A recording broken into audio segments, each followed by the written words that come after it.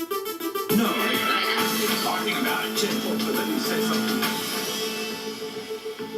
Welcome back to World Have Your Say. We're connecting Brazilians all around the world who are talking about these extraordinary protests that we've seen on the streets of 100 Brazilian cities. Now, Mariana is from Brasilia, but she's live with us in London. Frederico's live from Brazil. And let's also speak to Pedro, who's a Brazilian living in Dublin. How are you feeling about what's happening in your country as you watch from afar, Pedro?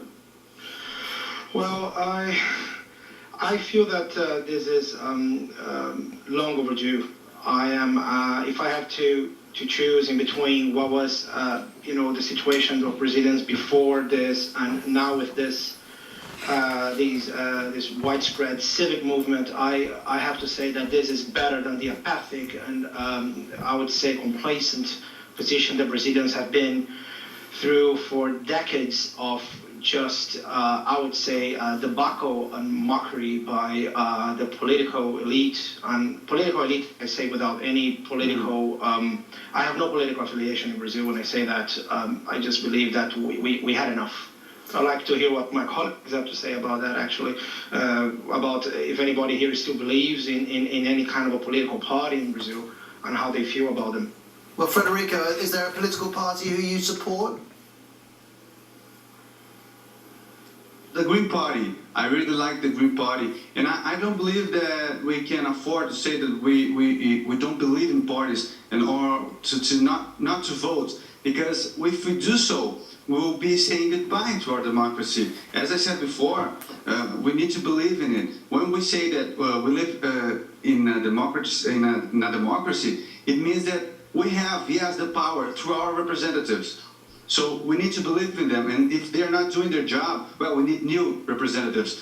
It's not about the Messiah, it's not about Lula, it's not about Jesus Christ. We need new people, new thinkers, new politicians, a new class. That's my point of view, at least. Pedro? Jump in just quickly. I feel sometimes that, yes, I think Brazilians are, I think that I have to agree with what the ambassador of Brazil said in the UK.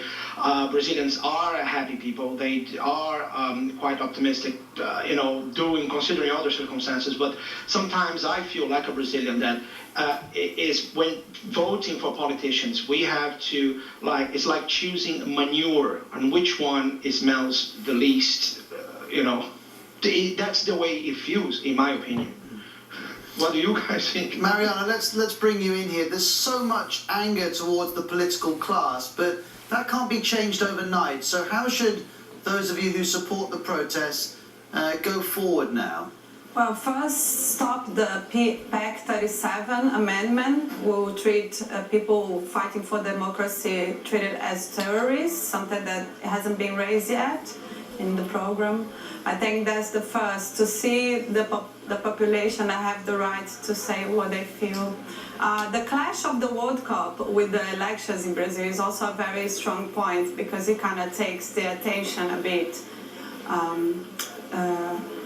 So I think being Brazilian abroad, I can only be scared for my friends in Brazil at this moment to be treated so violently and be picked on, the 1% that is doing something against the monuments to represent the majority that is trying to make a difference.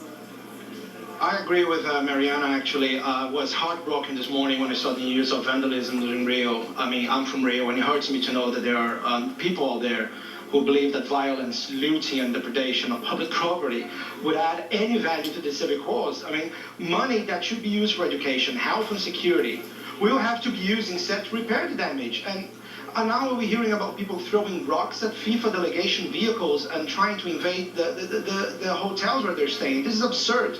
I do not personally want the World Cup to be cancelled, right?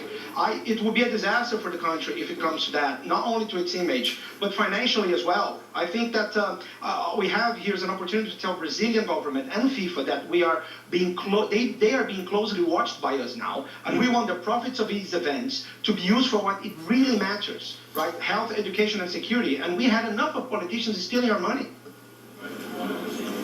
Okay, well, thank you very much indeed, Pedro. And as you were talking, I can just see up on the screen here, Alberto's joining us. He Skyped us. He's been watching live in Israel. Alberto, I'm hoping you can hear us. Give us your perspective on the protests.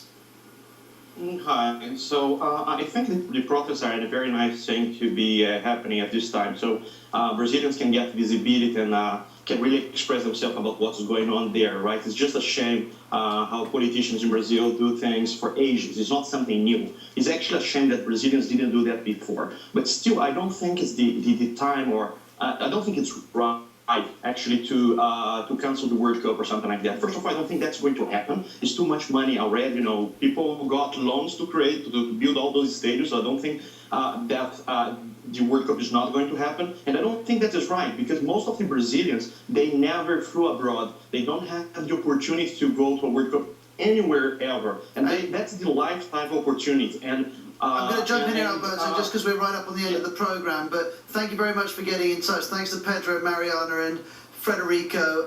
Well, we don't know what's going to happen in the long term. In the short term, we do know that the President of Brazil will be speaking in the next couple of hours. You'll hear what she has to say here on BBC World News. Speak to you soon. Bye-bye. Let me say something.